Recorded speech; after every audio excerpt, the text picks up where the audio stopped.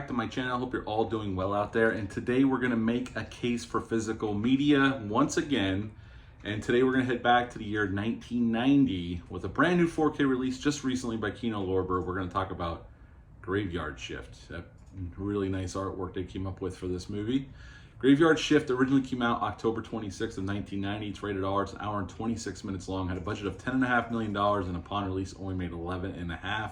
This was a very quick production. Ralph Singleton directed this film. He directed a few things, but this was, I think, his only theatrical movie. He was mostly a production manager and a producer, and he got his hands on a Stephen King short story written under the pseudonym Richard Bachman, hence Bachman Mills. And this movie was an homage to Richard Bachman, the pseudonym at which this short story was written. And we're just going to go over the movie quick, and then we're going to talk about this 4K released by Kino Lorber. We got David Andrews as John Hall. He's a drifter that comes into town to work at this seedy mill run by Warwick, played by the great Stephen Mock, who's great in this movie, chewing the shit out of the scenery. Kelly Wolf plays Jane. She works at this mill, and she becomes... Her and John start up a relationship. Brad Dourif plays the exterminator, and Brad Dourif's always awesome at any movie he's in, no matter how little screen time he has. And Andrew Divoff's in this film as well as one of the workers at this mill. This is actually one of the few Stephen King movies, because they all take place in Maine for the most part, that was actually shot in Maine, in Bangor and at Harmony, Maine. It was actually shot at a real mill. The mill is still there, actually. You can visit it if you're in the Maine area, and it's the Bartlett Yarns Mill. It's still there in Harmony, Maine. The main street, like in this movie, still kind of looks the same. I saw a video like a year ago from a YouTuber that went there and did like an on-location thing. And basically, there's a monster, a rat-bat type hybrid monster in the mill that nobody knows about, and it all culminates over the 4th of July. The mill shut down, and Warwick puts together a cleaning crew because he has to get this one level of the mill cleaned out so he can get the permits to start operating on that level again. And pretty much the whole crew ends up getting killed except for John Hall, who kills the creature at the end, and that's the end of the film. What to like about the movie, the cast. Stephen Mock is great here as Warwick, chewing the shit out of the scenery with his deep, thick Maine accent. And his accent is pretty legit, I gotta say. I lived up there for 7 years. It's a pretty legit accent, even though he's absolutely chewing the shit out of the scenery. Brad Dourif's awesome as the exterminator. He's a monologue that's amazing.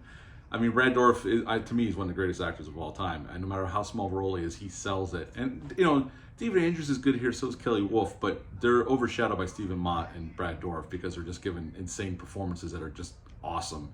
The creature design is pretty cool. It's a little different, you know, it's a little unique, and it's practical, and, you know, I do throw the blood around. So the movie itself, I would give an 8 out of 10. I've always enjoyed it. I have the VHS up there on that shelf. Sorry if you hear my dog Sage, so must be at the front door. But as for this 4K, I own this on VHS. I have it on my Apple iTunes, and I picked up this 4K from Kino Lorber.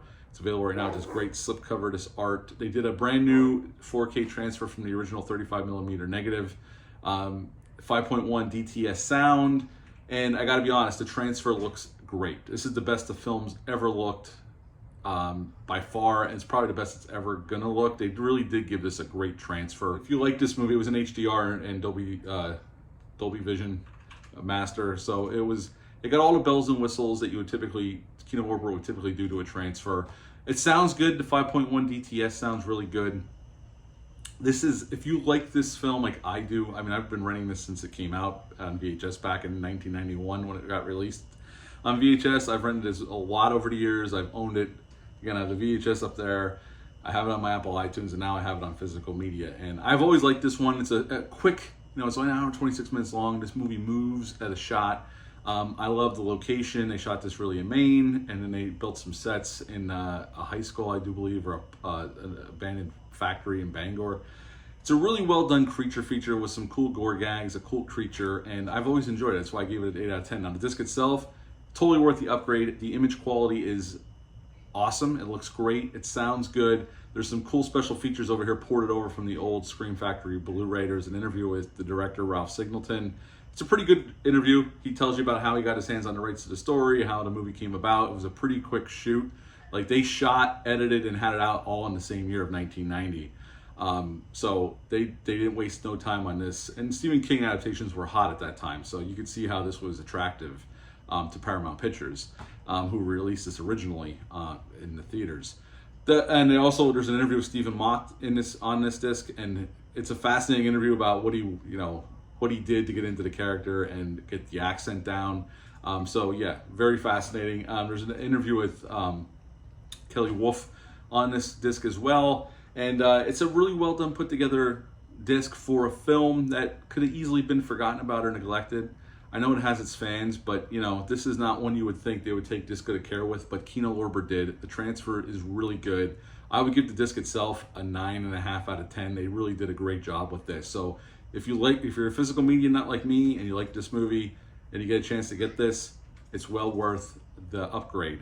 It is definitely worth the upgrade. They did a great job with this one. So yeah, an 8 out of 10 for the movie, a 9.5 out of 10 for this release, just based on the transfer because it looks great. That's it for this, for A Case for Physical Media, the Graveyard Shift edition. What are your thoughts? Do you like this film? Are you planning on picking this up? It's available right now on KinoLorber.com or Amazon or wherever you get Orbit, wherever you get your physical media. It's available right now. You can pick this disc up. That's it for this one. I'll be back soon with some more videos, but until next time, bye.